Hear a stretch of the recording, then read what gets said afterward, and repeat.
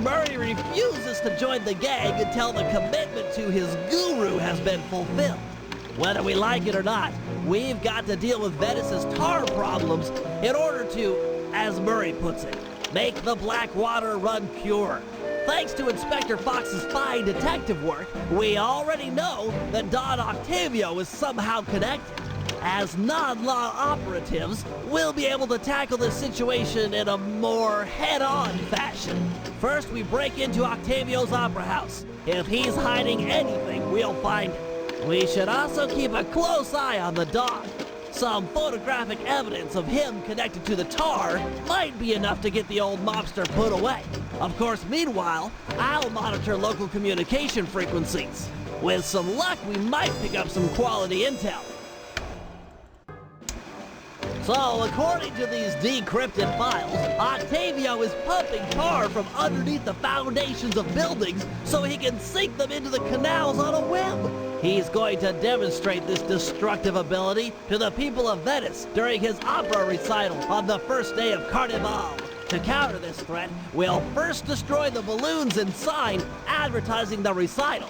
If no one shows up, he'll have no reason to sink a building. Next, the blueprints to the main tar vacuum have been cleverly split into 3 parts and hidden in local coffee houses owned by Octavio. Unfortunately, they're under constant guard, so you'll need to use a disguise to get us inside. Also, some big Vincenetti goons have been called in as insurance for the recital. Given their size, I think it's prudent to fool Carmelita's 8 mercenaries into taking them out for us. And finally, we'll have to convince Murray into taking to the field.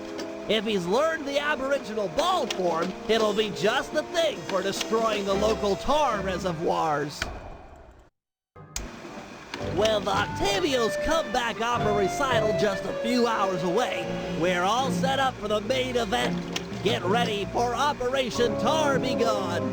Our objective, get Murray back on the team. Sly, you'll start things off by using your disguise to sneak into the opera house. Make your way down to the pump room and let me in through the side entrance. Thanks to the blueprints we stole, I now know just where to bomb to cripple the machinery. Then we'll go for Octavio's detonation switch. I'm sure you'd agree that we just can't leave a weapon that powerful in the hands of such a madman. So I'll distract the old mobster with an opera duel. He's sure not to attack while we're both on stage. Meanwhile, you'll cut the lines to the chandelier and drop it on his head. I'll swipe the switch, and we'll both find Murray. By then, the black water is sure to be running clear, and he'll be free to come with us.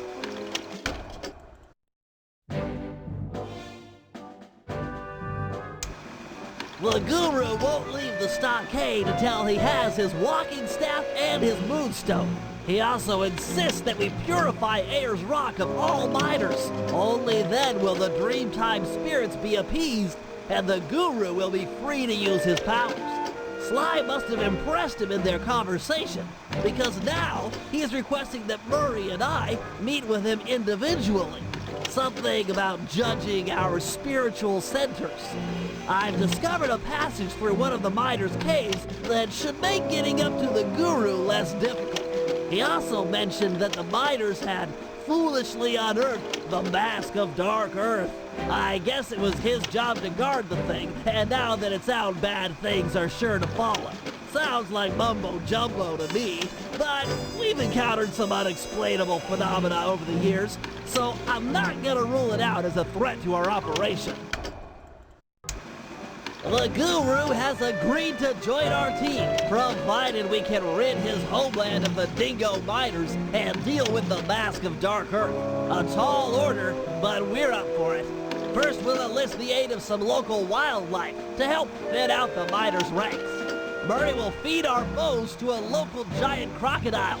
With some luck, he'll take a liking to the taste of miners and chow down on them left and right. Second, we'll hit these guys where they live, or at least relax. If we can clear them out of this lemonade bar, it'll be a crippling blow to their morale. They'll be begging to go home. And finally, Sly will use some mining equipment to drill for radioactive oil deep beneath the dried lake bed. Trust me, it's the key to getting rid of the Mask of Dark Earth. You can feel it in the air. The miners are about to pack it in. In fact, they'd probably already be long gone if it weren't for the corrupting influence of the Mask of Dark Earth. It's clear we need to destroy it. Time for Operation Moon Crash. To start things off, we'll need the Guru to take out the gyrocopter. With it gone, we'll have clear skies for Phase 2. Now, according to Aboriginal folklore, the Mask of Dark Earth is the sworn enemy of the moon spirit. So, given Murray's moon shape, we'll coat him in the glowing oil and have him pose as the spirit. We'll then dangle him from the crane. The mask is sure to spot his ancient foe and come running. That's when we'll strike. Murray, thunderplop off the crane and obliterate that mask. With the mask destroyed and the miners run off, the Guru will be free to join the team for the Cooper Vault job.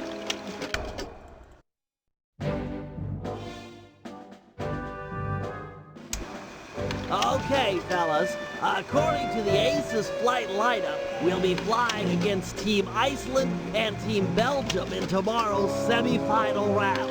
As you're all aware, we've only got a single plane, while our opponents will be flying 15 apiece. You got that, guys? That's 30-to-1 odds against us. In order to give us a fighting chance, we'll need to pit these two teams against each other. First, Murray and Sly will paddle through the sewers beneath town to get access to an air vent leading into Team Iceland's hotel room. Steal one of their trademark Viking helmets, then head over to Team Belgium's hangar. Vandalize one of their aircraft, then plant the helmet in order to frame Team Iceland for the damage. Next, Murray and I will steal one of Team Belgium's monogrammed handkerchiefs. Meanwhile, the Guru will break into the Team Iceland supply truck carrying their lucky ice sculpture.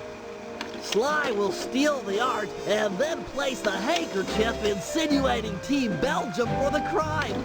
Get it? We framed both teams so they'll be gunning for each other and not Sly in the semifinals.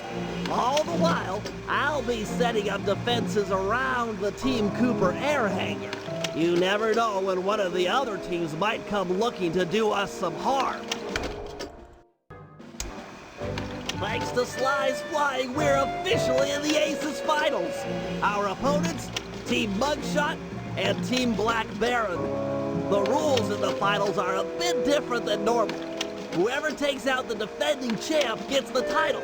Hear that, boys? It's all about taking down the Baron. Our only real competition will be Mugshot himself. We need to remove him from the competition. Here's the plan. I'll challenge him to a fist fight out in the town square. Sly, you find and lure Inspector Fox to the same place. When the two meet, the sparks are sure to fly. With some luck, the big guy will get carted off to jail, and we'll have clear skies for the finals. However, the Baron won't be so easy to deal with. He commands an enormous team of flyers and has been known to bring in a squad of blimp gunships when things look grim. The answer to our problem isn't obvious, although it is potent. Behold, Lupus Gigantormus. I'll drug the beast so that the Guru will be able to ride it and take out some of the local guards, who also serve as the Baron's pilots. Obviously, the fewer enemy pilots Sly has to deal with in the finals, the better. Next, I'll hack into the aircraft control tower. If successful, I'll be able to intercept any messages the Baron might send to his gunships. All right, team, we've got all night to prepare. If we take this thing, it'll mean more than a trophy. Penelope is sure to join our gang. After her stellar work defending our hangar, I'm sure we'd all agree that she's a prime recruit. Thanks to our combined efforts, we're now ready for the final round of the Aces dogfighting competition. Put on your helmets, because it's time for Operation Turbo Dominant Eagle. In just a few hours, Team Iceland and Team Belgium will begin fighting it out in the B-Champs round. This will provide the perfect cover for step 1 of my plan. Sly, use the catapult and your paraglider to get access to the local gunships. Plant some tracking devices, then head back to the team hangar and suit up for the finals. Murray, you're up next. Use your rowboat to pull down the aircraft communication antenna. With it out of commission, the Baron will have to use an unscrambled radio frequency to call in the gunships for backup. If that happens, I'll be ready with our secret weapon. And with the tracking devices installed, I'm guaranteed not to miss. In the end, though, it'll be up to Sly. This is a sudden death competition. The first team to take out last year's champ wins. That's if the Black Baron doesn't take out all the competition first.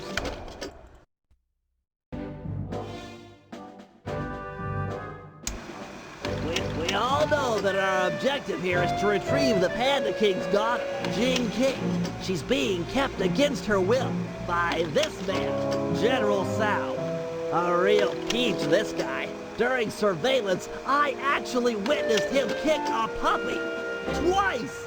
He plans on forcing Jing King to marry him next Saturday. Clearly, time is of the essence. Here's the plan. First, I'll approach Sao in disguise and attempt to get hired as his wedding planner. Hopefully, with a man on the inside, we'll get some news on Jing King. Still, we need more information. 2 of us will need to work together to steal a pair of twin keys and break into Sao's house of business.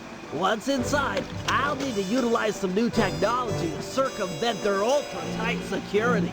Finally, thanks to Penelope's air sweeps, we've picked up an unusual radio signature out in the water. Someone will need to go eyeball the anomaly and figure out what it is. We can't leave anything up to chance here, or Jing King lives unhappily ever after. The operation is running smoothly. With access to General Sao's database and Sly successfully hired on as the wedding photographer, we're ready to make an attempt for Jing King. Given the complexity of Sao's downloaded data, I've programmed my ThiefNet computer to automatically analyze the... What the... General Sao! He's got my computer! Our whole plan is on that computer! How'd he find us? We're doomed! Bentley, calm down. I need you sharp. Listen up, team. This Sao character is more clever than any of us thought. As of this moment, we have one goal. Steal back the ThiefNet computer. The time for subtlety is over. Bentley, break into the palace and ransack his personal computer. He might have linked it to ours. If so, that's where we'll start. The rest of the team will stand ready. No telling where this might take us. Thankfully, we've managed to retrieve the ThiefNet computer. However, all the plans stored inside are now compromised. The wedding is still on. Jing King remains Sao's prisoner. Yes, we are going to free her, but that's not enough. No, for this heist, we really need to put the screws to this guy. He's earned it. So, we're cleaning out his treasury as well. A feat impossible without Murray's van. Unfortunately, all that time in the ice has ruined its polycellular battery.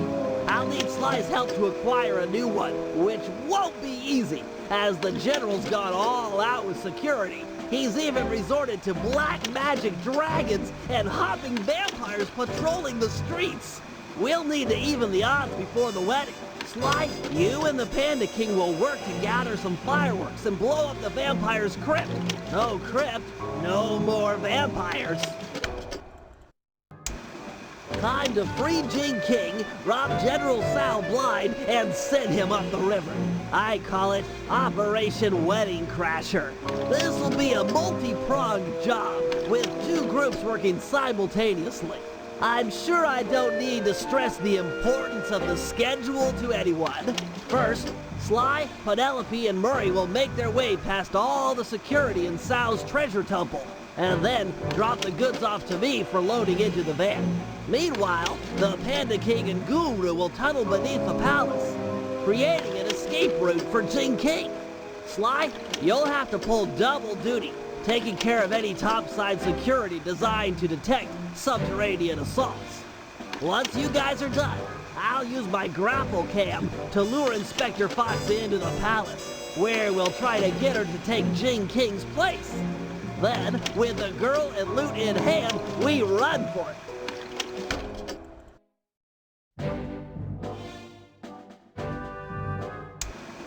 Thanks to Black Spot Pete, we've got a lead on Remy Lou Stowe's treasure. It's buried somewhere on Dagger Island, a landmass many leagues from our current position. To make the voyage, we'll need to steal a pirate ship from the harbor. No easy feat given the cutthroat nature of these cutthroats.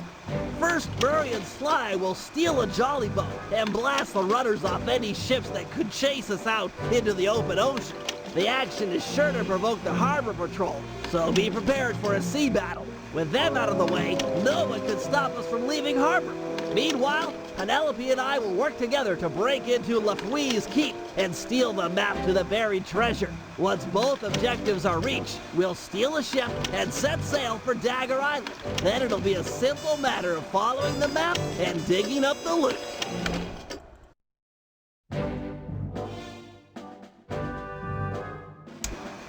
Clearly, the only goal at this point is saving our teammate and friend, Penelope. Lafouille's ship, the Death's Head, has sailed back to Bloodbath Bay with her on board as captain. Things look grim. There's no way we'll be able to sneak into the harbor. Even the backside of the island is inaccessible due to reefs. To put it plainly, we're in for a fight. Lafouille is an intelligent opponent, and we'll need to do everything in our power to stack the odds in our favor. First, we'll put Dimitri's new diving gear to use by salvaging some weapons from a nearby shipwreck. We'll need the extra firepower to deal any kind of damage to the armor-enforced Death's Head. It'll also come in handy for our second objective, destroying the Red Sail Sea Dog clan. They're a fleet of mercenaries on Lafouille's books. We need to surprise them now while they hunt for us in small groups. If they ever attacked in unison, there's no way we'd make it out alive. And finally, we'll set sail for the misty waters inhabited by a sea monster the pirates call Crusher. Reports on Crusher are sketchy, but we might learn something by analyzing its technique. I know for a fact that all of Lafouille's men fear it. An impressive and useful trait, given our current situation. Operation Reverse Double Cross. Our goal, as we all know, is to save Penelope. Given her crafty nature, Lafouille has undoubtedly locked her up in one of his most secure locations. They are 1. The Skull Keep, and 2. The Brig of the Death's Head.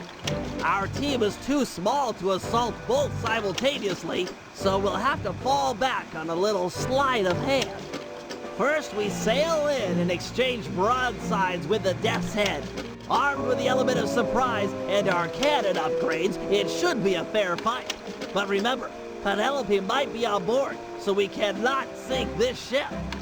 Once the masts fall, Sly should jump onto the enemy vessel and then promptly surrender.